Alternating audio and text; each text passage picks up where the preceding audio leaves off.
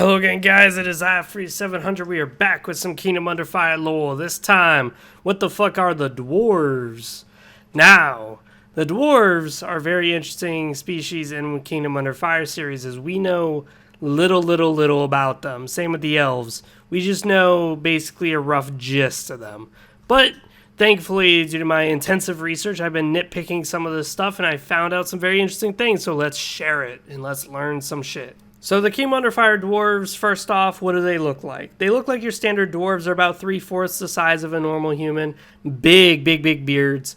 I wouldn't say as big as like Warhammer beards where they're literally like down to their shoes.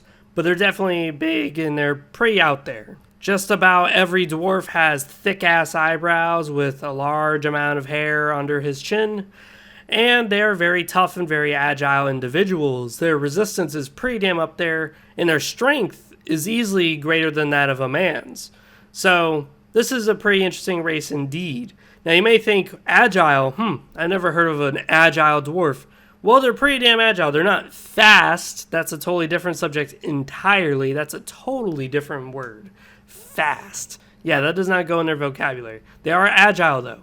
So we see it time and time again in Kingdom Under Fire where Rainier will swing his fuck off heavy ass claymore sword down onto a dwarf, and the dwarf will literally just do a backflip with his two axes in hand, and then whip out a mortar, single-handedly, mind you, and blast Rainier back. Now, Rainier being immortal, this isn't really much of a problem for him. This is more of an inconvenience. But still, that's a pretty badass thing that these dwarves can do. A backflip, and then whip out a mortar and just blow fucking Dark Legion away? Damn. Now, the thing is about dwarves that's very interesting about them is that the orcs are supposed to be kind of like the antithesis to the dwarves. So everything that the dwarves stand for, the orcs are the opposite. The orcs are very shitty with their craftsmanship. The dwarves are very craftful. They're very craftful. They make exquisite weapons, armor. They're very intelligent too, whereas the orcs are very stupid. This is something that I find very interesting in Kingdom of Fire, is that they seem to go along this theme that the elves and the dark elves are totally different. One is very warmongering, one is very peaceful. Well, the orcs and the dwarves seem exactly opposite to each other, but they share a lot of core similarities I think a lot of people gleam over. Another thing, too, is that they're very big, fat, stout motherfuckers. Orcs are a little bit more numerable. Dwarves are, well, we don't know if they're going extinct because it's never been said, but it does seem that their population seems to be a lot smaller than humanity's.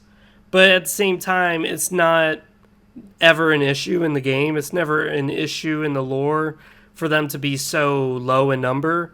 Because again, they make up for it with their advanced technologies like mortars, balloons. They actually have balloons in a War of Heroes, like literal weapon balloons that will just be manned by a single dwarf and they'll just rain fucking bombs on somebody. But in modern day Kingdom Under Fire, they just have bomber wings, which are actual flying contraptions that swoop down and drop a fucking cascade of cannon fire down on whoever it is that they're targeting.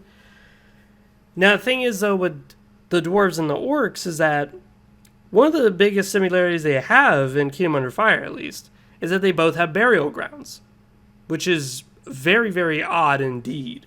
You see, orcs and dwarves are very protective of their burial grounds. Very protective. This is where their ancestors go to die. This is where all their people are that are dead. It's very interesting, though, to note that the orcs and dwarves both share this.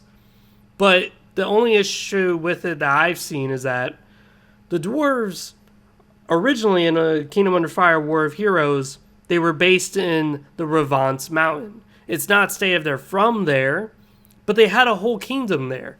They had a king, they had an actual city inside the mountain. They were doing so good because the Revance Mountain, for those of you who don't know, was so rich and bountiful in treasures that the dwarves had no need to barter with anybody, trade with anybody. They had no need. They had more gold than they could fucking deal with. So, being in such a nice location, it's very interesting to know that when they lose it later in the other Kingdom Under Fire series, they don't seem too upset about it. Which, again, indicates that, one, it's probably not their home, and two, burial grounds, although important to them, are not that important. Whereas orcs, their burial grounds, they will literally unify all of Hexter, all 30 orc tribes and ogres, to defend that fucking shit. They will literally get so roused up for war that they will crush one another if they don't get into a fight soon to protect that burial ground. Dwarves, on the other hand, they find it a very saddening thing, and they find it a very upsetting shit to be going through to see that their souls and their dead are being tampered with by liches. But they don't really see it that big of an issue to the point that they're like, we must muster everything that we have and throw everything at it. We will literally blow up those fucking catacombs and free our souls. No, they're not that well into it. So that's something that I find a very interesting difference between the dwarves and the orcs. Which you could make an argument to say, hey, maybe dwarves are evil. Maybe dwarves are a little cruel compared to the orcs. I mean, shit, why are the orcs more caring about one another than dwarves are? But that's a video for another time. So on to the history lesson. So in Kingdom Under Fire, War of Heroes, they essentially lose the Revance Mountain to the Dark Legion at some point in time. It's probably after the fall of Iran, considering that Iran was the home of the elves. So when the elves lose their shit, the only thing that's stopping the Dark Legion from getting to humanity is the dwarves in the Revance Mountain. So that would be probably most likely the safest guess, because after all, after Iran is lost, the elves are later found living with the dwarves up north in near Ecclesia. Now, this is where it gets very interesting. You see, the war between the Hieronydins, the Ecclesians, and the Dark Legion in Kingdom Under Fire Crusaders and Kingdom Under Fire Heroes is that Hieronydin is guaranteed this thing. Any land that is conquered by the Human Alliance is allowed to be kept by them. And Ecclesia only gets the Holy Ground. That was the deal between Hieronydin and Ecclesia. Now, this is what Hieronydin does. Because you see, in the war, the very beginning of the war, Hieronydin's actually losing. Their capital is under siege. They already lost half of their fucking cities. And now they're going to pretty much be wiped out. So they sent a messenger over to the dwarven camp with the elves and shit, trying to get their help over. And here's something that's very interesting. The Hieronydin king promises them the Revance Mountain. That should be enticing enough to the dwarves. You would think, hey, we get back our home. This is a good deal for us. Nope. The dwarves honestly didn't give much of a fuck about that. They really did not give much of a fuck. They honestly still asked for more. They were like, okay, but we don't really need it. We're totally fine where we're at. We've set up such a good trade deal here. We don't care to go back. And that's a very interesting proposition. And this is where we glean more into the culture of the dwarves.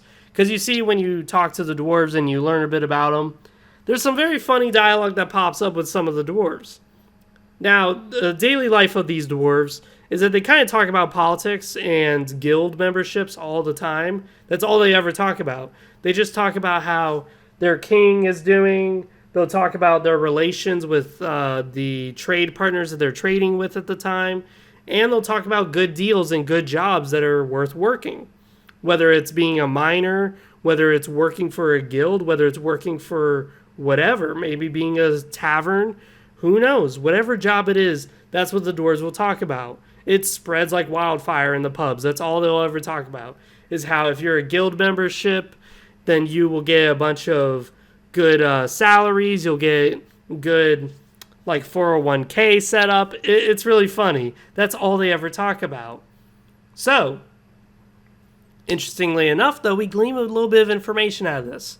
So the main reason why the dwarves are so happy being up north in their little camp, where they are able to mine the far north mountains, but not really live there, just mine it and then come back home to camp, and then craft produce and sell it to Ecclesia, is because they're making a killing off of it. You see, they produce the best gear anyone's ever made. So, if you're Ecclesia, where you're literally the fucking church. That's your whole government, is the fucking church, where you pay basically no taxes and you just get a shit ton of money from the peasants because they're donating like 80% of their fucking money to you as a way of a good grace from God, then hey, you're going to be making a lot of money. So what are you going to do with that money? You're going to want to increase your army. And Ecclesia has very elite armies. The issue is that Ecclesia's religion is a little xenophobic. They don't like dwarves and elves because dwarves and elves do not convert to their religion. If they converted to their religion, they'd be happy, but they don't. So on sight, they would persecute them. But the dwarves make such great mortars that are damn good. They're far range, they're accurate as shit, they pack quite a fucking punch, that Ecclesia is willing to overlook their heresy and establish a trade deal by buying mortars from the dwarves. And the dwarves, they're laughing about it. They don't give a fuck.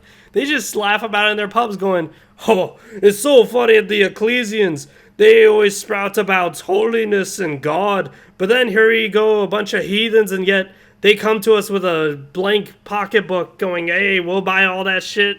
Just name a price. So yeah, the dwarves find it actually pretty enjoyable. Now, one human, who is a messenger from Heronodon, raised up this peculiar observation that said, hey, if you dwarves are selling them your good-ass weapons and your good-ass armor and your good-ass, technology, what's stopping Ecclesia from turning those weapons on you? To which the dwarves nonchalantly dismiss. He goes, psh, you think we sell them our best mortars? No. If Ecclesia did anything, we'd bomb them from here. Whew. What? What? The dwarves have such long-range mortars and cannons that they're able to bomb the fucking city from the safety of their camps. This is literally like World War I howitzers. This is the kind of tech that the dwarves come with. Now, it could have been just the dwarf just sneering off and dismissing the comment, not really wanting to entertain the thought that, hey, we're actually doing a dumb idea. Or it could actually be the fucking truth, which I'm more inclined to believe, judging by the dwarves' arsenal and weaponry, that, hey, we're smart enough to craft big-ass ships of warfare, but we're also smart enough not to sell you the best ones, and we're going to sell you the shitty ones. So that way, when you do fuck with us, we got the ones that can actually snipe your ass from across the mountain. So I find that really great about Kingdom Under Fire. I really do. I love that so fucking much. Now, a little bit past that, where are the dwarves currently in Kingdom Under Fire 2? Where are they now? Well, the humans didn't really conquer the Revance Mountain, so they weren't able to deliver that promise. But the dwarves did come to their aid and did save Heronodon. So, the dwarves, upon, getting tired of living in a fucking camp, they decide to live with humanity. And of course, they're not going to live with Ecclesia, because, again, they would persecute them on sight. So, hey, let's live with Heronodon. Heronodon's pretty xenophilic. They even allow dark elves in their ranks. They really don't care as long as your heart is in the right place. So, that's where the dwarves are currently in Kingdom Under Fire 2, is they are just their own little roving band of merchants, engineers, scientists, and that's really all they do. Craftsmen, blacksmiths, and that's what they do now in Kingdom Under Fire 2. So every city that's a human city, you are bound to find a little conclave of dwarves living inside it. Those dwarves may not all be warriors, they may just be merchants, or they may just be nothing but engineers. But either way, their aid has been instrumental to the growth of Heronodon. After all, the ingenuity of the dwarves has allowed it where just about any individual who's got a coin purse on him has his own flying mechanism where he can transport himself across the world. This has been instrumental in the growth of society. Now, you may think muskets are a dwarven invention, but they're not. So that's something, too, that we're going to dip into a little bit here, is that although the dwarves are technologically smart and they're very amazing with their technology and they're very amazing with their understanding of even arcane technology, which is amazing because we don't see any dwarf mages, But we do know that dwarves can learn a little bit of magic. I mean, after all, some dwarf officers can learn just about any magic spell you teach them. So, hey, it's not far-fetched to assume that they can learn magical items too, and they can study it and learn how to operate it. But one thing that's very interesting is that some technologies were not created by them. Like the greatest air unit that the humanity has at its disposal, the Battaloon, was actually created by humans. That wasn't created by dwarves. And when it comes to the great muskets, the muskets, although is a tinier version of the mortars, it was not made by the dwarves. It was instead made by just a human. So there are a few technologies in Kingdom of Fire 2 that you can look at that the humans are using, and you may say, oh, that's probably a dwarf. That's probably a dwarf. They're smart. Not really. You have to actually look very closely, because not everything is a dwarf creation. And that's something I do like about Kingdom of Fire 2. Something else, too, that we learn is that the dwarves have learned a little bit better about ballistics. So now their bomber wings, their flying units, no longer do a dive bomb and spray their cannons down directly at their opponents. They no longer do that. Instead, they've learned how to make the cannonballs heavier.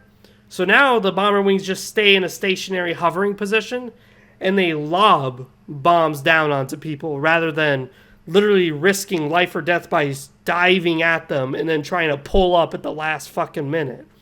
So that's some really interesting, I would say, details that dwarves have developed. Besides that, though, they've been none the happier. They do experience some poverty here and there because, hey, they're no longer in their nice little holds where they're able to trade and make very lucrative deals. But on the flip side, they've made a bigger contribution to the world, and they've made much greater discoveries by working with humanity and having them do most of the heavy work. That being said, this has been Free to 700. I am out. I hope you guys enjoyed. I had a real good time digging through the Kingdom Under Fire stuff, looking through for all the tidbits of details, especially Warrior Heroes, man. Dwarves are literally one mission, and you never hear them again. Kingdom Under Fire Crusaders, you only see them once or twice. Kingdom Under Fire Heroes is where you learn a lot about dwarves. But still, it was great nitpicking through this shit, trying to find out all the little bits of lore and details. Besides that, that's been Free 700. I am out. I love you guys a lot. See you guys next time.